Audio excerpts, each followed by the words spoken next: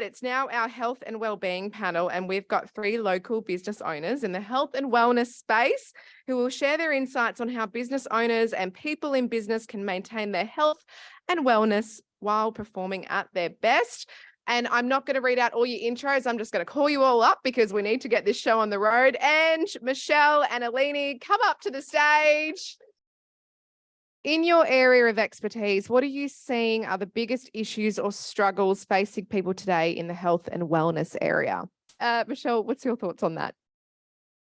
The biggest thing that I see is overthinking, honestly, and it's comparisonitis, and it's the high expectations that we have on ourselves from social media. Women in the room, especially women with businesses with children, we are far too hard on ourselves. I see a lack of sleep. I see too much drinking. I suppose I should qualify what I do. I'm not a purist. My doctor tells me I drink too much as well. So I used to work with Katrina down the back in ICU. So I'm an ex-ICU nurse. Then I went to the dark side. I became a psychologist 15 years ago. And now I have a practice 1 day a week as a psychologist, but I also work in businesses, in healthcare as a consultant, doing stress management, leadership, and all that sort of fun stuff, coaching, training. And I work in business, I work in the very busy healthcare, and I hear the anxiety stories of people who are doing it hard. Anxiety is rife, burnout rife. Everybody is very worried about the state of the world and their children. But quite rightly, but I've heard a lot of hope today. There's a lot of nice vibes that I've felt today. Yeah, it's great energy in the room today, I've got to say. And following on from, you just mentioned burnout, and that was leading on to our next question, was procrastination and burnout are 2 really common issues. We heard about that earlier today with Guy Newman as well. How can people identify when they're at risk of burning out and taking proactive steps to prevent it with their mind, body, and diet? Okay, maybe I'll start here. I will mention burnout, but I do want to go back to procrastination. Procrastination is fear in high heels. It's very fancy to say, I procrastinate. But really it's fear. It's fear of failure. It's fear of success. It's fear of getting it right. It's fear of getting it wrong. It's fear. We know what procrastination looks like. It's avoidance. So I don't need to tell you what that looks like. But what burnout looks like, it looks like, and I see a lot of this, and it's not just the clinical side of burnout, but it's like the everyday variety, is we get depersonalized. We crave alone time. We start to lose confidence in ourselves, and we become very negative. And, of course, there's losing sleep, there's drinking too much and scrolling. And, depression, Sasha here, she knows a lot about that. And, you can have a great conversation with Sasha later about mental health. But the impact that social media has on mental health as well is really huge. There's lots of signs. Now, let's go to the audience. Does anyone have any questions for our panelists today? You can ask them anything about health and wellness. Might relate to your business. Yes, Carmen, thank you. It's called How to Meditate with It. Like your mindfulness has come up today already. I'll jump in there first. I have a really active mind, so I actually don't like meditation. It stresses me out a little bit because I think I need to be settled and I just can't be. I'm thinking about everything else I need to be doing. But yeah, stretching, yoga, always find time for that, whether it's 10 minutes in the morning or at the end of the day. Before I go to bed, I'm a really big one at my gratitude journals. So I write down 3 things I'm really grateful for from that day. The best that I probably get to in terms of meditation is I do have a Greek Orthodox background. So if I can put some form of prayer and reflection of my day in, that's from church or something that we sing while I sing while the kids are falling asleep. But that's probably it for the moment. Michelle? I think meditation seems to be everybody's go-to. I used to teach meditation. I've been in meditation retreats. I've meditated 9 hours at a time.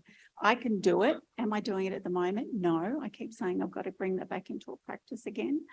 But usually when I give people homework or practice things at the end of a session or even with coaching, Sometimes it's about what can we fit into our day and how can we be more mindful, even when we're having a conversation with our child, our partner, how can we pay attention on purpose with curiosity and non-judgment, which is really what mindfulness is in lots of moments during the day. So what we give ourselves is these little micro moments and micro meditations, because what we don't need is another thing on our to-do list, another thing that we feel bad about at the end of the day because we just don't get to it. So I think be easy on yourself. Think of what you can do. And Eckhart Tolle talks about this. He calls them micro meditations. And they're just like anchoring your mind for a couple of different breaths. And just notice that and make that enough. Because I think that there's enough in the world that makes us not enough without having something else on our list. But otherwise, if you really are inspired, meditation is amazing. And there's so many different ways of doing it. I didn't mention kindness before. With kindness to yourself, kindness to other people, that actually, everybody thinks that relaxation is the opposite to stress, right? But it's actually not.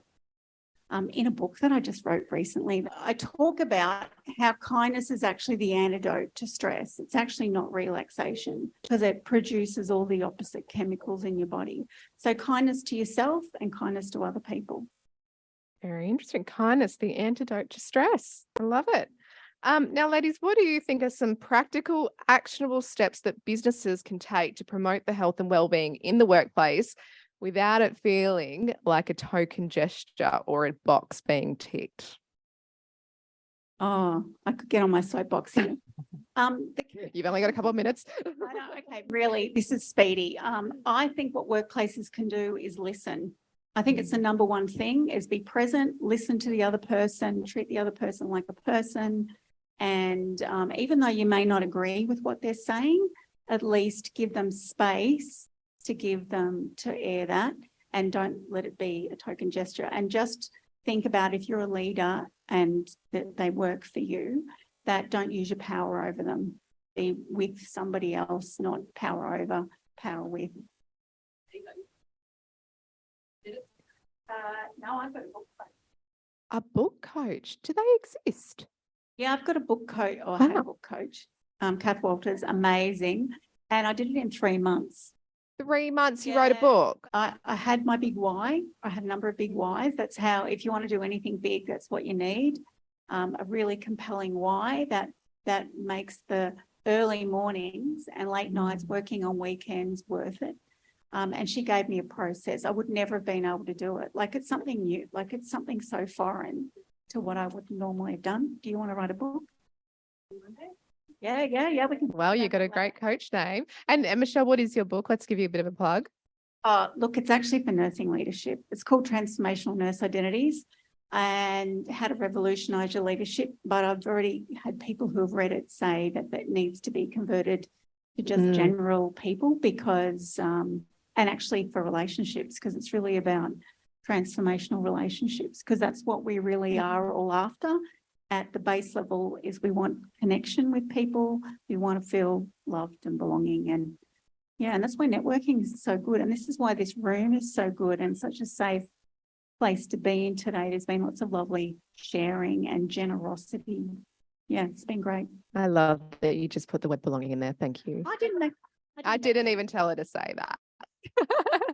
But that's exactly what today is all about. And that's sort of why I created Belong in Business. I want everyone in this room to feel like they belong in business. And it doesn't matter what stage of your journey you're at, you all have a seat at this table in this room today. So we've got time for one more question if anyone wants to ask any of our panelists. Michelle, did you have some final thoughts on I'm so sorry, what was your question about how do you manage it all when planning? Yes.